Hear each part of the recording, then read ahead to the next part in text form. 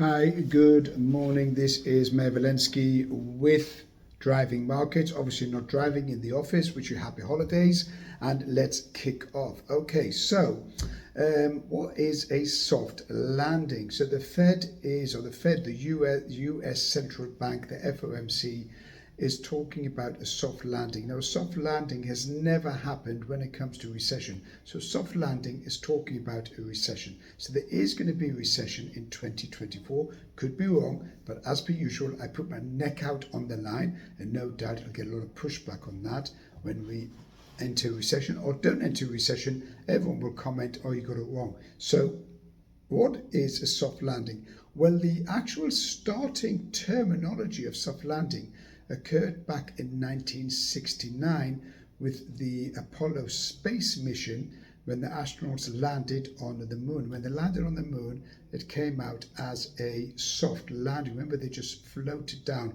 So that's what the Fed and that's what the central banks, the governors and the statisticians in economics have adopted or adapted that terminology. And they call it, when the economy just sort of softly goes into decline, it's called a soft landing. But that's never actually happened. There's never actually been a soft landing. What there has been is hard landings.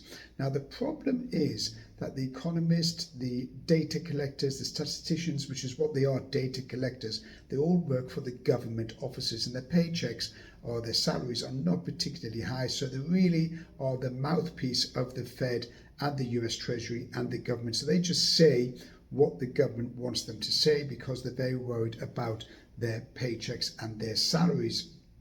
So these people go by data. Now, data is a problem because data is only one piece of the information. It's like you traveling on a road but don't know where you're going until the road comes to an end. What you really should be looking at is history.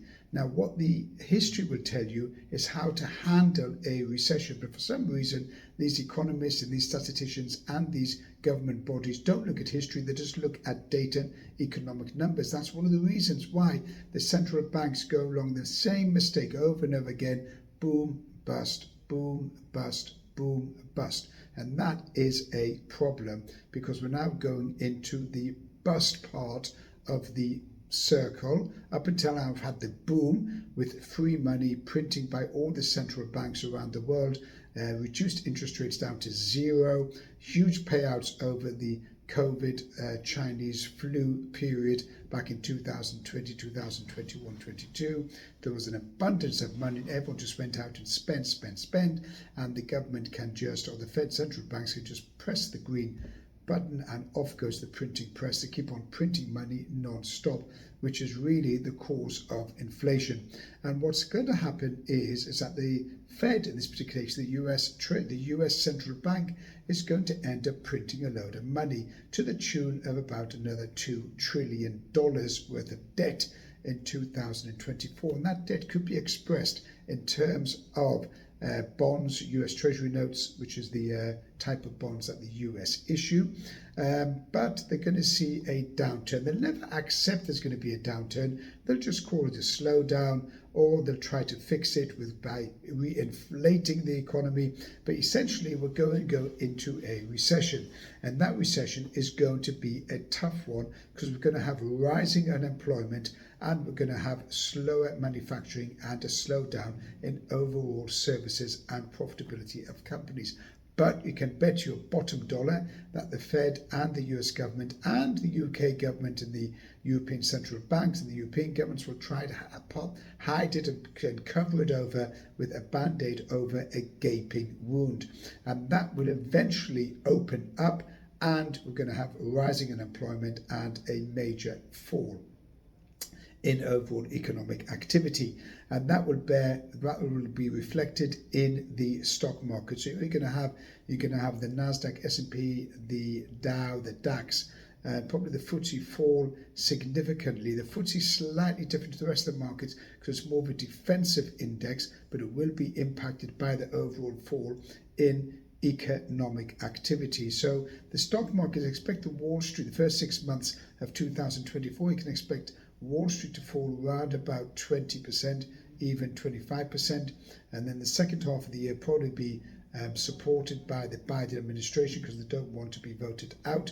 And it's never good to have a stock market crash in an election year. But if they don't take control of it, then the probability is that there will be a crash and the markets could fall 35-40%. There's definitely a crash coming.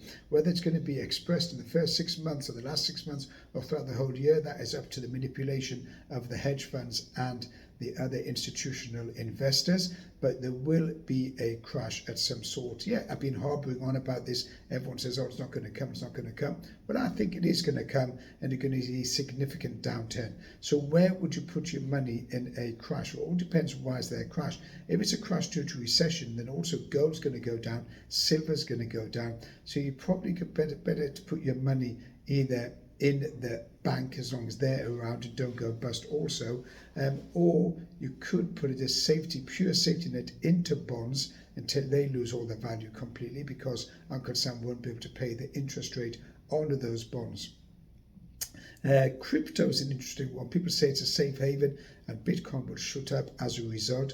Could well be, you never know. Bitcoin and Ethereum and the other cryptos could shoot up and could become the alternative to the downturn as far as economic markets are concerned. But I do expect global markets to pull down cryptos as well. But you never know, they could buck the trend, as many crypto traders are talking about crypto being the alternative to financial markets. That's an interesting one. Not really convinced that is the way forward, but you never know.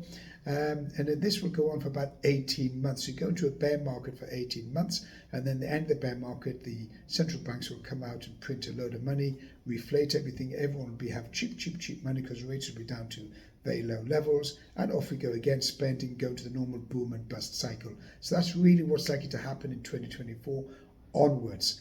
If you have any questions, you can always DM me. I'm happy to help. You can share, subscribe, comment. You can also catch me on Instagram. If you follow Instagram, I've got some books out on Amazon. That's it for now. So this is Mayor Walensky with Driving Markets. Catch you soon.